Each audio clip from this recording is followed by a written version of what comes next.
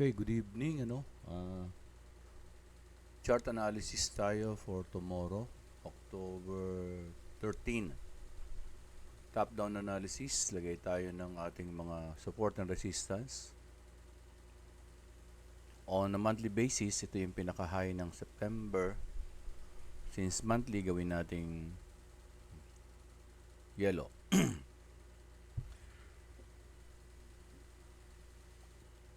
Since support siya, gagawin lang nating solid line, solid line, then okay. Huwag nating lagyan ng draw object as background kasi nawawala yung price. At least may idea tayo kung ano yung price nung support and resistance. Ayan. So, ayan, 3871.64. Yung halos doon yung pinakamataas na naabot ng month ng September. And then, kung mapapansin nyo, yung month ng September is talagang nagkaroon siya ng breakout. Breakout saan? Ito yung dating all-time high. Ito yung dating all-time high. Yan. Nag-breakout dyan yung candlestick na to. Itong candlestick na to is more than 50% from the breakout. Ayan. And at the same time, nagkaroon ng fair value gap. Huwag natin kalimutan yung fair value gap na yan. Sa mga nahihirapang intindihin yung consolidated analysis natin, kaya nga kailangan yung magkwento sa ating canvas. Meron tayong bagong canvas, mga short video, kaya nga lang, ang requirements doon, at least registered and funded ka na. And then, ma-add kayo sa another GC for all registered and funded members of our community. Yung ating Traders Eye community is magiging reception natin para sa mga observer. Ang madadagdag na lang doon yung ating mga result. And then doon sa Traders Eye Polaris Circle, doon mapupunta yung ating mga itong ating mga daily video recorded na analysis para trading plan for tomorrow. And later magkakaroon din ng ibang analysis yung mga kasama natin. I-share doon. Kaya at least you try to fund your account. So, this is the fair value gap ng, this is now the fair value gap. Dahil itong candlestick na to, at saka yung candlestick na ito, nagkaroon sila ng gap. Ayan. At ang fair value gap is acting as support on the bearish order flow. Bearish order flow kasi makikita niyo yung candlestick na to, pataas. Ang order niyan, bullish order flow. Ang order niyan ay long, pataas. And since nagkaroon ng fair value gap, pwedeng balikan niya yan. Mga fair value gap is i-research nyo, ChatGPT nyo, mga unfilled orders. Yan. Last week, ito yung candlestick natin. Itong green sa taas, pinakamataas. At yung white, yun yung kasalukuyang price niya na mag-close last Friday. So, since this is last Friday is on a weekly basis, second week yan ng October, punta tayo na weekly. Ayan. Yung first week ng October, ito yung high. Second week, ayun yung high. Ayan.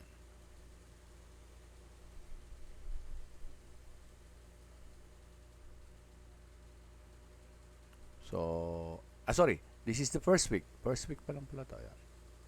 Kaya lang yung September at October kasi nag-abot ayon. Kaya itong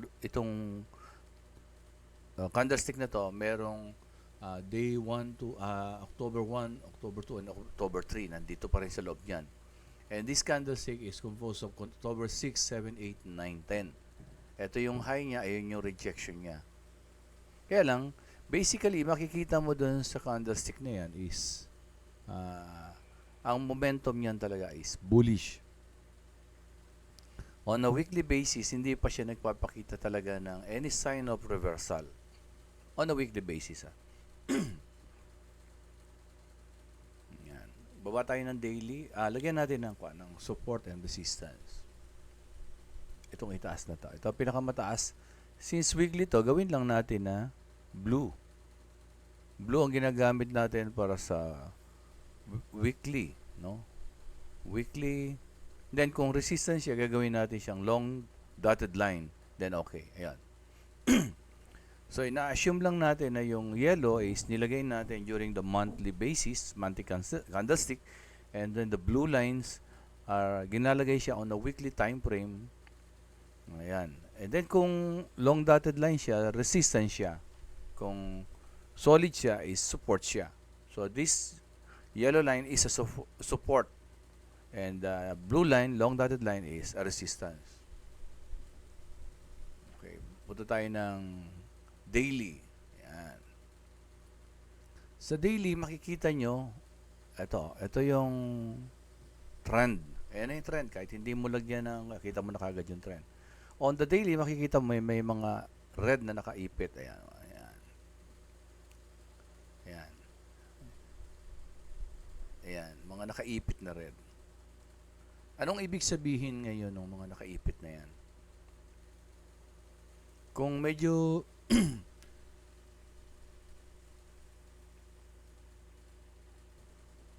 kung i-adjust natin yan, ayan, makikita natin na yung start ng rally is nanggaling dito. Ano to? This is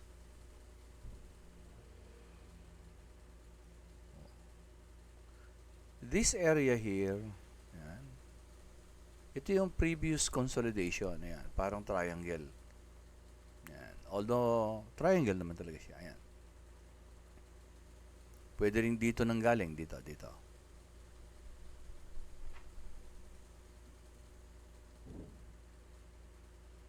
Kunin natin dito. Dito natin kunin. Ayan. Kunin natin yan. Kasi dito yung, ayan, diretso eh. Ayan, no? Ayan, triangle. So, kung ganyan ang gagawin natin, pwedeng maglagay ako ng box para lang masukat ko. Para lang masukat ko yung posibleng aabutin niya pagka bumitaw siya sa all-time high. Ayan na siya. So, halos ando na, di ba? So, nagtatama na yung pinakaposibleng maabot niya na mataas at saka ito. Magmula dito sa... And remember, this is our daily fair value gap. Fair value gap. At base dun sa taas, ay ito yung pinakamataas ng maabot niya na posibleng mag-retrace siya.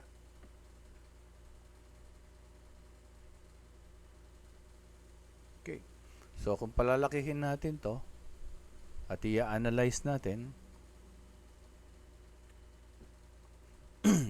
yun nga, mayroong mga red or various candlestick.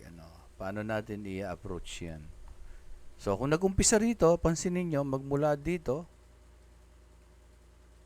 magmula dyan sa candlestick na yan, sabihin na natin dito, yan. Yan yung pinaka bullish order block na pwede natin. Pwede rin itong isang red, pwede rin ito. Pero sabihin na natin, bullish order block. Kasi dito nag-umpisa yung rally. Ngayon, huminto dito, isa. Yan. May pullback. Rally uli dito ng konti, pullback. Yan. Pero ito yung pinaka-main rally niya. And then, nagkaroon siya ng red. Ayan. Medyo hindi pa ganun kalakas yung bearish na yan at tumuloy pa siya. Ayan. Tapos dito nagkaroon ng sideways. Ayan. Pero kung titingnan yung mabuti, ano yung characteristic ng candlestick? Magmula dun sa, ano yan? Diba? Ito. Dito kasi hindi masyadong halata, pero dito kita na. Ayan o, may fair value gap. Assuming na wala pa to, ha? So, assuming na wala pa to. Wala pa tong fair value gap na to. Doon lang muna tayo. Iniisip natin nandun. Ano yung naging characteristic ni price action? So, yung fair value gap na to, ayan. So, from this candle to this candle, merong gap. Binalikan niya, ayan, maliit nga lang. Isang candlestick lang. So, isa, ibig sabihin, malakas talaga. Then, angat uli. So, nagkaroon dito ng tawag dito is sell liquidity zone. Ayan. And then andito yung kanyang buy liquidity zone. So nagkaroon ng from here, ito yung sell liquidity zone or order block, bullish order block. Andito naman yung isang bearish order block. Ito. Tapos ito naman yung break of structure. Na-break niya yung nagkaroon ng low. So na-break niya yung structure. Na-maintain yung bullish order flow. Kaya lang hanggang dito lang. Ito, hanggang dyan lang. Ayan, another buy side liquidity and the sell side liquidity. And mapapansin nyo, meron na namang fair value gap dyan. Kaya lang, hindi katulad nito na in-strike niya yung fair value gap. Hindi naman ganun yung fair value gap. Minsan, ayan, no, nire-respeto niya bilang support. Ayan, no, mahabang sideways yan. A consolidation. Tapos, breakout na naman dito. Dito, nagkaroon ng breakout, ayun, no, more than 150%. And then, may fair value gap. So,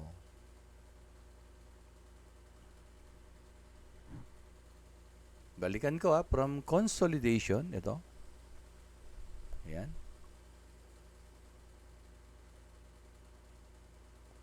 May konti pa nga liquidity sweep dito no. So, another fair value gap, nirespect niya as support. Ayan, tagal. Ito, fair value gap, nirespect niya, ayun kaagad. So, may mga ganon, So, yan. Ito na naman, nag-break out. Another fair value gap. Kunin ko na to, ha. Hindi ibig sabihin, ito naman, bagong fair value gap. Ayun, no. Ayan. So, another fair value gap. Nagbumalik. Ayan. So, kung papansinin nyo, this is the sell side liquidity and the buy side liquidity. Then, nag-break out na naman siya from the buy side liquidity. Ayan. So, nagkaroon na naman ng panibagong sell side liquidity and another buy side liquidity. And then, ayun yung pullback. Ayan, yung mga pullback, di ba? So, pero ito, maliit lang. Halos wala nga Ayan, mga rejection. Then, nagkaroon ng another break na structure. And then, sell side liquidity na naman and the buy side liquidity. But remember, nung sinukat natin kanina, from the breakout, lumalabas parang ito na yung pinaka mataas niya at the moment na mag-retrace siya. And at the same time, nakikita nyo itong isang candlestick na to last week, halos in-engulf niya to. Yun nga lang, medyo yung body niya, magkapantay din siya, parang double top. Kung titingnan mong mabuti yan, parang double top sila. Yan, double top yan. Double top is a sign of reversal. And at the same time, ito yung low, na-break yung low. So, posible itong green na to is just a retracement of this bearish candlestick. Posible. So, ngayon, kung titingnan naman natin, meron ditong fair value gap. Ayan. May fair value gap yan. Ayun, nag-react doon yung price action ng red, tsaka ito, sa fair value gap. Yung nga lang, nagkaroon kasi dito ng break of structure. Na-break niya yung low, higher low. Low, higher low. Low, higher low, higher low, higher low, and new low. So, pwedeng ito ngayon, nagkaroon dito ng choke and break of structure. Ito ngayon ay pwedeng retracement. Yan. So, para mas maintindihan natin to, pupunta tayo ng lower time frame. Okay. Huwag natin kalilimutan na itong ito is a fair value gap, is a bullish fair value gap. A bullish fair value gap is always acting as a support, no? Ayan. Pwedeng ang gagawin natin sa bullish fair value gap na yan, ay hihintayin natin ito nagkaroon na siya ng pwedeng retracement to, and then pwedeng ito ay i-break niya. Kung i-break man yan, posibleng ito ang TP natin hanggang dito lang. Okay, ang stop loss natin somewhere here. Yan. Pero daily kasi to, baba tayo. Yan. So, ayan ngayon, makikita nyo. So, dito, magkakaroon tayo ng tinatawag na, ayan yung trend, di ba? Then, nagkaroon dito ng, ayan yung, ayan, sideways, then, ayan, oh. Ayan yung double top, oh.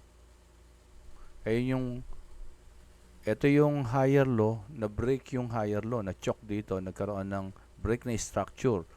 Tapos, nag-act yung fair value gap, ito ngayon, ayan, nagre-retrace siya. So,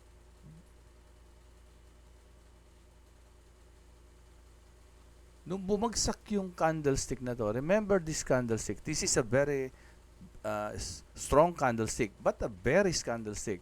So, may momentum siya. Since malaki yung body, kaya may momentum siya.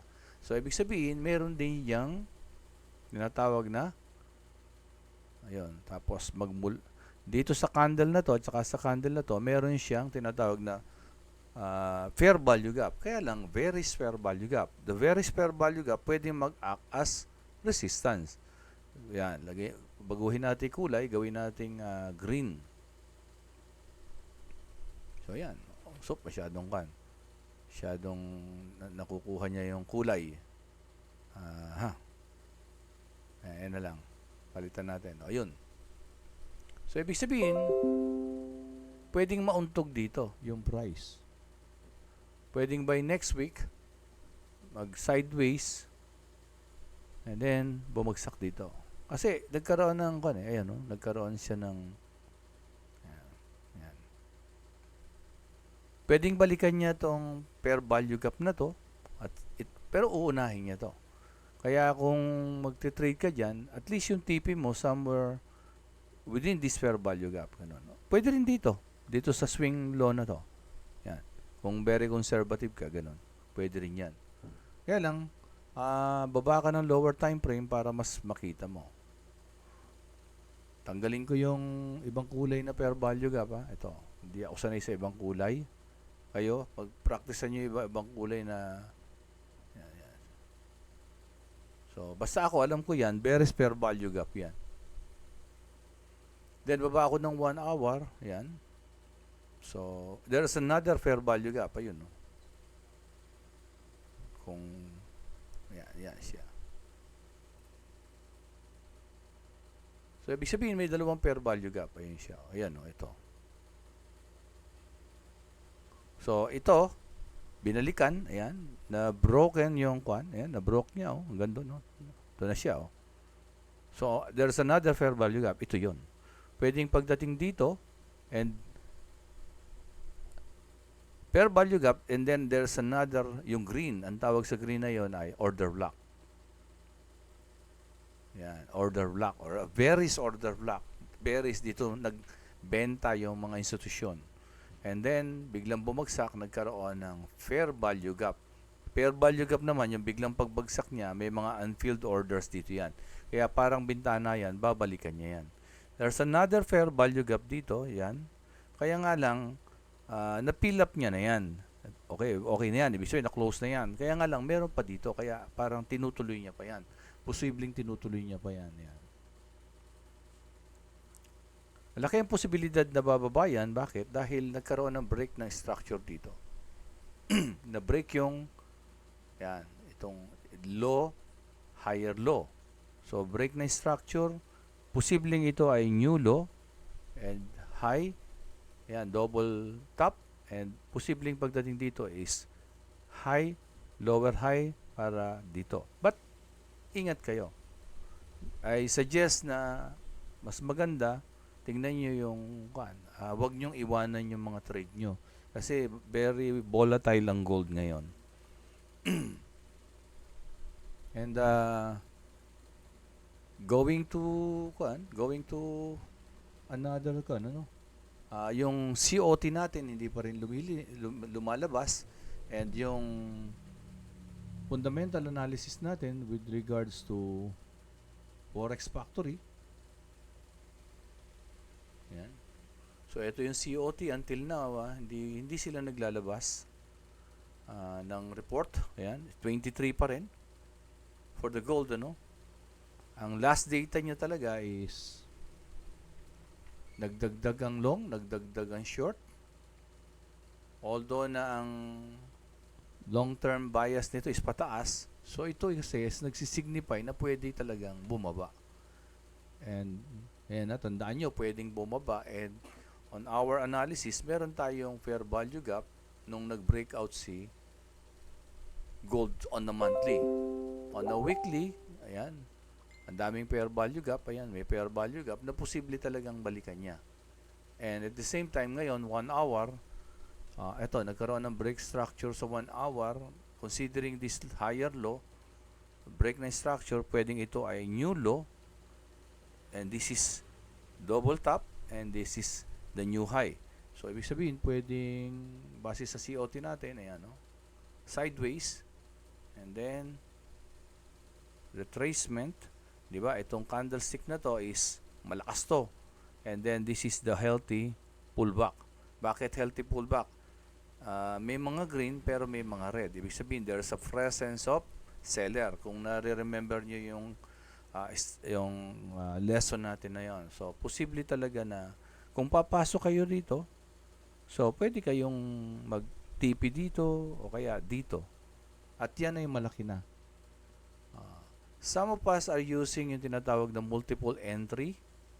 So, I hope na maka-attend kayo sa mga Zoom kasi there are traders na sa community natin na nagagamit na yun ng napakaganda. So, imagine niyo kung matututuhan mong mag-multiple entry dito properly, this is 675 pips. So, sabihin mo nang madoble to, this is 1,000 pips in 0.1 or 0.02 o 0.03. Malaki yan. And let us be open sa mga lessons coming from our community kasi marami nang gumagaling. Iba talaga magagaling silang mag-research. Okay?